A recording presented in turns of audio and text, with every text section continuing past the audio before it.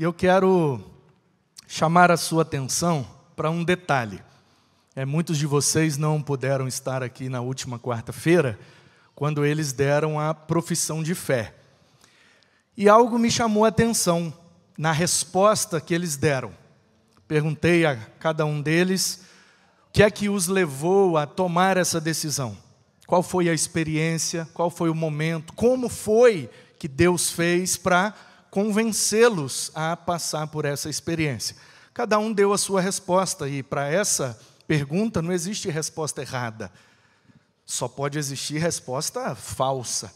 Mas se cada um deles foi sincero, então todas as respostas estão certas. E me chamou a atenção alguns detalhes.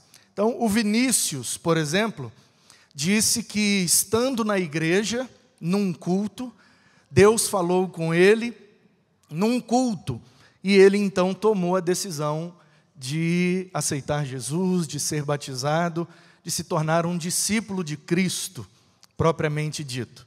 Então eu queria ressaltar com isso a importância de congregar. Às vezes a gente fica colocando muitas dificuldades para congregar, e eu sei que a igreja tem muitas atividades, e uma dessas atividades é o nosso culto. E nós temos culto às quartas-feiras, 19h30, e aos domingos, 18 horas. Temos pela manhã a escola bíblica dominical, devocional, ofertório, café da manhã, confraternização, depois a gente se divide em classes, momento de aprendizado. Temos os momentos dos ministérios, homens, mulheres, crianças, adolescentes, jovens, os esportes, a música. Está sempre aqui os idosos, o pessoal participando de alguma coisa, congregados, juntos para fazer alguma coisa. Então, com a resposta do Vinícius, eu queria ressaltar a você e te dar esse conselho, que em 2024 você possa congregar um pouco mais do que você congregou em 2023. Então, não sei qual tem sido a sua frequência nos cultos, e é certo, e é verdade, quando a Bíblia diz que Deus não habita em templos construídos por mãos humanas. E a gente não acredita que Deus está dentro desses tijolos, dentro desse forro. Deus está em nós, e quando a gente se reúne, Deus se faz presente. Então não importa o lugar, mas que você não deixe de congregar, não deixe de participar das atividades, porque às vezes Deus quer usar a sua vida para que mais alguém esteja aqui no próximo batismo dando essa resposta. Eu estava congregando junto com você, e Deus usou você para trazer mais um até o batismo. Por isso é importante a gente sempre congregar, como disse o escritor aos Hebreus, capítulo 10, versículo 25. Não deixemos de congregar como é costume de alguns, visto que se aproxima aquele dia. A gente não sabe quando Jesus vai voltar. Então precisamos buscar a congregação, não somente para a gente receber. Às vezes a gente usa esse argumento, a gente não pode deixar de congregar porque a gente precisa receber alguma coisa de Deus. Isso também, mas eu penso numa outra perspectiva. Eu não posso deixar de congregar porque lá pode ter alguém que precisa de mim. E Deus vai usar a mim para abençoar alguém que está lá. Se eu não for, eu deixo de ser usado por Deus para abençoar alguém.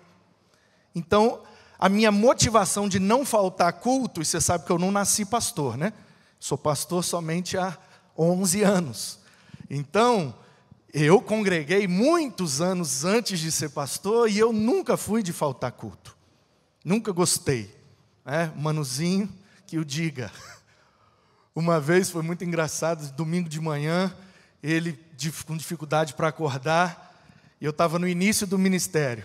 E aí eu, vamos embora, Manu, está na hora, tem culto, tem EBD e tal. Aí ele virou para mim com o olho meio cheio, falou assim: pai, fala a verdade, se você não fosse o pastor, você ia? Ele era muito pequenininho. E eu falei: ia sim, levanta e vamos embora. Porque eu nunca gostei de faltar culto. E a minha motivação sempre foi essa. Quando eu chegar lá, o que eu vou receber de Deus? Nunca foi essa a minha motivação. Minha motivação sempre foi, quando eu chegar lá, para quem Deus vai usar a minha vida nesse culto. Porque pode ter alguém lá precisando de um abraço, precisando de uma conversa, precisando de um sorriso, precisando de uma ajuda, precisando de alguma coisa. Quem sabe Deus não me usa para abençoar essa pessoa. Então, eu queria que em 2024 você tivesse essa motivação. Frequentar as atividades da igreja, também para receber coisas de Deus, mas principalmente para que Deus, através de você, possa alcançar alguns. O Jairo disse a mesma coisa. Também foi num culto, Deus falou com ele. Ele sentia que era de Deus, mas foi protelando tomar essa decisão, até que chegou num momento que ele não conseguiu fugir mais de Deus. E talvez você está aqui nessa noite, fugindo de Deus, fugindo de um chamado, fugindo de um ministério, fugindo de uma decisão que você precisa tomar para agradar a Deus. Então, o meu conselho para você em 2024 é: não fuja de Deus. Faça como Jairo, diga sim para o que Deus tem para você, pula na bênção e seja feliz no próximo ano. A Maiara disse que estava lendo o livro de Apocalipse. E eu falei, meu Deus, gente, tinha que ser filha de pastor, né? Uma menina desse tamanhozinho estava fazendo devocional, lendo Apocalipse. E aí eu te pergunto, qual foi a última vez que fazendo o seu devocional, lendo Apocalipse ou não, Deus falou com você? Então, o meu desejo para você em 2024, que você faça mais devocionais, momento onde você conversa com Deus. E geralmente Ele fala através da sua palavra. Então, que você em 2024 se torne mais íntimo de Deus, principalmente lendo a palavra dEle. Que você não passe um dia sequer sem ler pelo menos um versículo e ouvir a voz do que Deus tem para você naquele dia. Porque assim como Ele falou com a Maiara, certamente Ele vai falar com você. E isso eu desejo para você no próximo ano. Que Deus fale muito com você através da sua leitura bíblica. O Lucas disse que a mãe dele, Maria Isabel, está aqui, cadê ela? Maria Isabel, bênção. Aí é o pai do Lucas? Que bênção, prazer em conhecer o senhor, viu? Muito bem-vindo aqui. E aí o Lucas disse, que conhecia algumas coisas sobre a Bíblia, sobre a igreja e tal, e vinha sentindo que tinha que tomar uma decisão, mas também da mesma forma foi empurrando aquilo com a barriga, até que ele teve uma conversa com uma pessoa. E aí ele disse o que me chamou muita atenção. Você sabe que na nossa denominação tem uma discussão, não só na nossa, mas praticamente todas as denominações passaram ou estão passando pela discussão do ministério pastoral feminino. Se a mulher pode ou não ser pastora.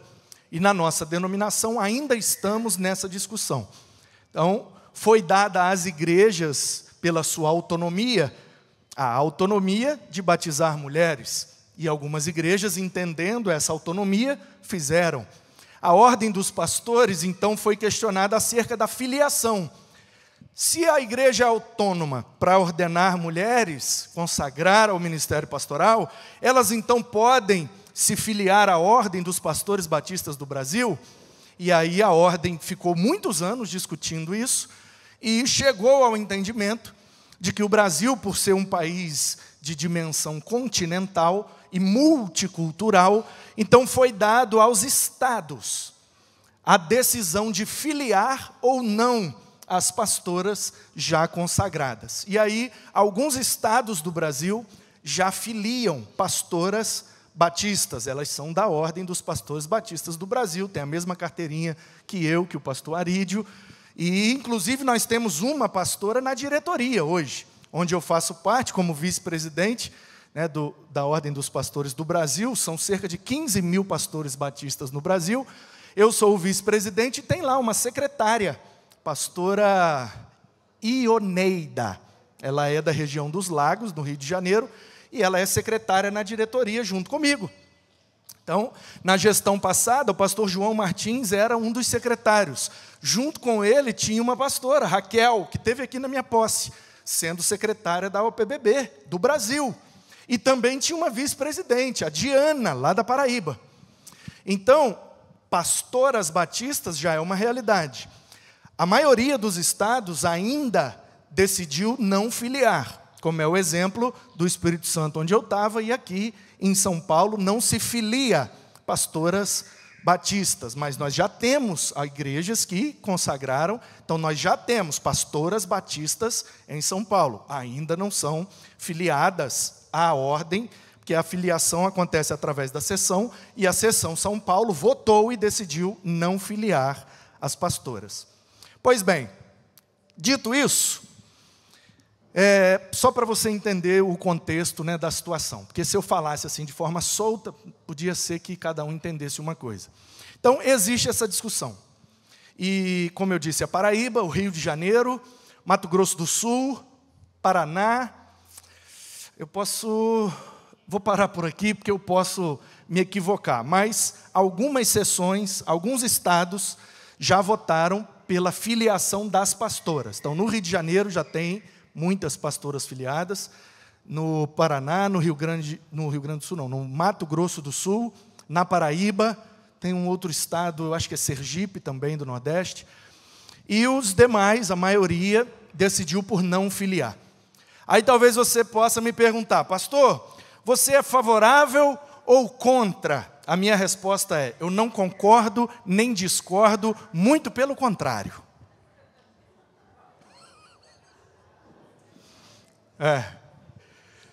Então, por quê? Porque eu não me sinto apto para entrar nessa discussão. Eu não gosto de discutir, de debater, eu gosto de ver as pessoas sendo felizes, então cada um seja feliz com a sua convicção e está tudo certo. Mas o fato é, né, que alguns concordam, outros discordam, e tem aqueles mais radicais, tanto de um lado quanto do outro, que vão dizer que não existe ministério pastoral feminino, não existe pastora. Pois bem, aí vem o Lucas, no meio desse imbróglio todo, e diz assim para nós, na sua profissão de fé, eu estava indeciso, pastor, e aí eu tenho uma vizinha, e ela veio conversar comigo, e Deus me convenceu através dela. Quem é essa vizinha? É a pastora fulano, ciclana lá. Como é que é o nome dela? Marli. Chama ela de Li. Pois bem, Lili?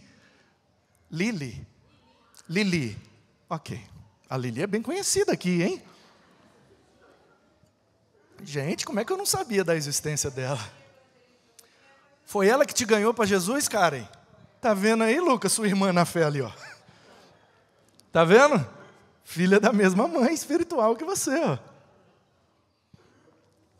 Aí, quando acontece esse tipo de coisa, a nossa teologia entra em bug, porque Deus não usa a mulher como pastora. Aí o menino fala, mas quem me ganhou para Jesus foi a mulher pastora. Aí eu já não sei mais de nada, eu só quero dar glória a Deus, que Deus use todas as pastoras para mandar aqui para eu batizar. E a Rebeca, gente, a Rebeca é a caçulinha dessa turma, sempre tem um caçulinha, né? O Léo foi o caçulinha da turma dele. A Rebeca disse assim, eu tenho um vô, é um vô meio de consideração, né? Não é isso? Cadê a família dela? É meio de consideração, né? Pelo que eu entendi, não é vô biológico. E aí, o vô estava doente. E ela estava angustiada, com medo, tadinha, sofrendo e ela... É batista mesmo essa menina. Ela disse assim, eu tenho um vô e ele estava enfermo. Falei, nossa, Deus, está falando melhor que eu, que sou pastor. Eu nunca falei enfermo. Aí ela disse que o vô dela, de consideração, que estava enfermo, contratou, na linguagem dela, uma cirurgia. E aí ela conversou com Jesus e disse assim, Jesus, se o Senhor curar meu avô, eu batizo. Resultado, você já entendeu, o vô dela foi curado, louvado seja Deus. Então, eu desejo para você em 2024, como a Rebeca, que você faça propósitos com Deus. Faça propósito com Deus. E ele diz na palavra dele.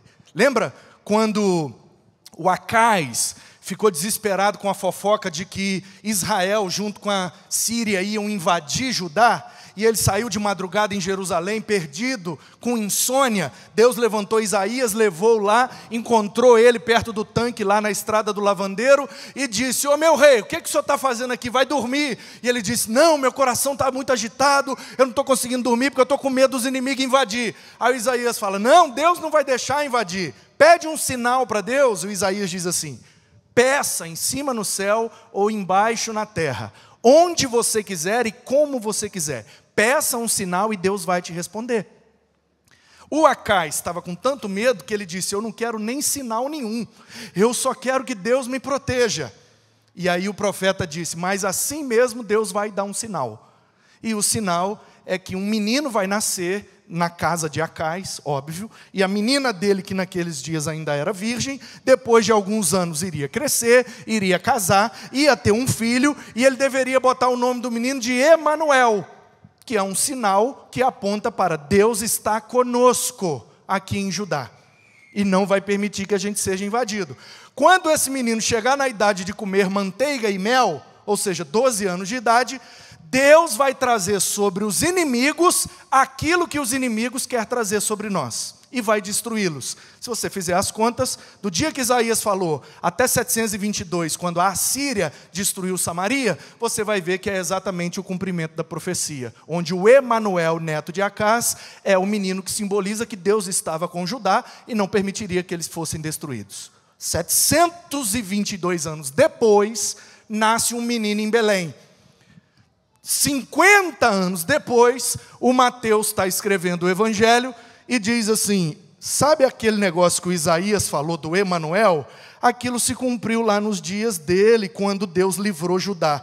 Mas de forma cabal e plena, se cumpriu com o nascimento de Cristo. Porque de fato é Ele que faz com que Deus esteja realmente conosco, porque Ele encarnou e se formou ser humano para nos perdoar e nos salvar. Então, que em 2024 você peça sinais a Deus, que você faça propósitos com Deus, que Deus te responda e que você pule na bênção, assim como fez a Rebeca nessa noite. E a Ana diz que na escola estava com dificuldade com algumas pessoas e foi magoada por algumas pessoas na escola. Chegou em casa meio revoltada com Deus, abriu o YouTube. E através de um vídeo do YouTube, Deus falou com ela: não liga para as pessoas que estão te maltratando, liga para mim, deixa eu ser o Deus da sua vida, e eu vou cuidar de você, e por mais que as pessoas te façam mal, você não vai mais se sentir mal se você se entregar para mim completamente. E com o celular no quarto dela, no YouTube, ela aceitou Jesus e decidiu se batizar. Portanto, o que eu desejo para você em 2024 é que Deus fale com você através do YouTube. Talvez você não sabe, mas isso aqui está passando agora lá na internet através do YouTube. Muita gente, você já viu a média de visualizações dos nossos cultos? 500, 700, 1.000, 1.200, já alguns passaram de 2.000 visualizações. Já pensou nisso? Aula de EBD, dando 1.000 visualizações, gente. Onde que nós sonhamos, hein, pastor Arídio? Onde que a sua geração sonhou? Eu estou preso na coleira aqui, peraí. Pronto, obrigado, Jairo. Onde que a sua geração sonhou, como pastor, dar uma aula de EBD para 1.000 alunos? E eu estou vivendo essa realidade, porque tem aulas nossas aqui da EBD de domingo, que está dando 1.000, até mais de 1.000 visualizações, fora os que estão aqui presencialmente. Então, assim como Deus falou com a Aninha, que Deus também fale com você através da internet, que você use a tecnologia para a edificação da sua vida, irmão. Ah, a internet é uma maldição. Não é não. Não é não. A internet é bênção. É como um carro. É como uma faca. Depende da maneira como você usa. O que torna um objeto, o que torna uma prática abençoada ou amaldiçoada é a maneira como nós usamos. Não tem isso, a faca é de Deus ou não é, não. A maneira como eu vou usar aquela faca que vai transformá-la numa faca de Deus ou não. Então, o que transforma a internet é a maneira como você usa. Se você usa a internet de acordo com a sua natureza pecaminosa, ela vai te prejudicar. Se você usa a internet de acordo com a sua vocação, piedade e espiritualidade, eu tenho certeza que a internet vai ser bênção na sua vida, e compartilhando links, vídeos, até memes. Você não tem noção, né, Saruê? Eu estou falando aqui desde o início, o Saruê está bem assim para mim. Aí eu falei, compartilhar memes, ele fez. Está vendo? Em alguma coisa Deus sempre fala com a gente. Porque o Saruê compartilha uns memes, maravilhoso. Ô, gente, você não tem noção. Às vezes você está naquele dia ruim, você está naquele dia que parece noite, está dando tudo errado, e o negócio não anda, está tudo amarrado, tudo preso, e aí alguém te manda um meme, e você, de forma mais natural possível, você dá uma gargalhada até num lugar que nem pode. Aquilo vem lá do âmago da gente, assim, sabe, parece que aquilo tira todo o peso, e você, caramba, que mal, você se alegra com um meme. Deus pode usar um meme para botar um sorriso no seu rosto, para trazer leveza para o seu dia, para fazer você dar uma relaxada. Eu não sei, irmãos, Deus usa tudo, tudo, tudo, tudo, tudo, não despreze nada. Então, quero pedir para você, em 2024, use bem a internet para edificar a sua vida, compartilhe os conteúdos saudáveis para abençoar outras vidas, compartilhe o link dos nossos cultos, das nossas aulas, compartilhe vídeo que seja edificante, de tudo quanto é pregador, gente. Eu não tenho esse negócio não, tá? Inclusive, eu acho chato. Os caras ficam botando, só pode ouvir se for pregador disso, desse jeito, não, ouve o pregador que você quiser, os coach, os água com açúcar, os pentecostal, do fogo, do que roda de cabeça para baixo, ouça tudo, se está te abençoando, se Deus está falando com você, ouça, é melhor do que você ouvir outras coisas que não prestam. É Bíblia, é de Deus, está falando da Bíblia, pode ouvir, meu irmão. Eu não fico botando esses negócios, sabe? De que, não pode. Vocês não podem ouvir os caras da internet, não. Pode sim. Chatice. Às vezes Deus vai falar com você através do menino coach lá. E não vai falar que eu estou aqui grego, hebraico, expositivo, aleluia. 1 hora de sermão, você não ouviu nada. Chegou lá no story de 30 segundos do menino lá do Água com Açúcar, Deus falou com você. E daí? Amém. O povo fica, deixa o povo ouvir. Ouve tudo que vocês quiserem. Se for de Bíblia, se for de... Ouve mesmo, deixa Deus falar com você. Se você tiver dúvida, manda uma mensagem, a gente tira a sua dúvida e toca o barco, e está tudo bem, e está tudo certo, e é isso mesmo. Aí tem a coisa linda, Giovana, que disse que estava num culto, aí teve batismo. No batismo passado, foi quando? Foi setembro, né?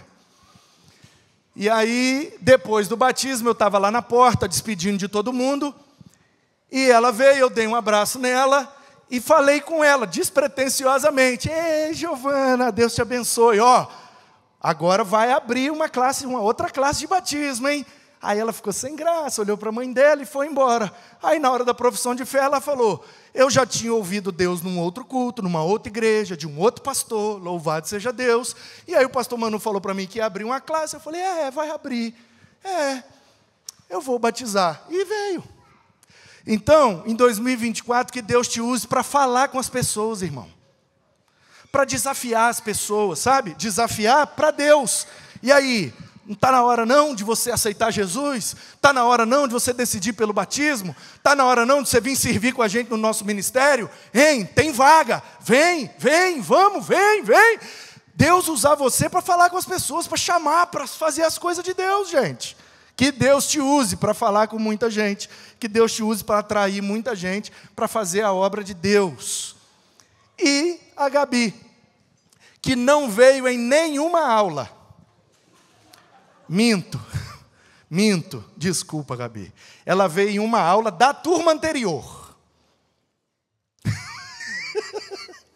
Por conta da rotina e da logística. Não deu, né, Cris? Não deu para trazer. E daí? Não deu.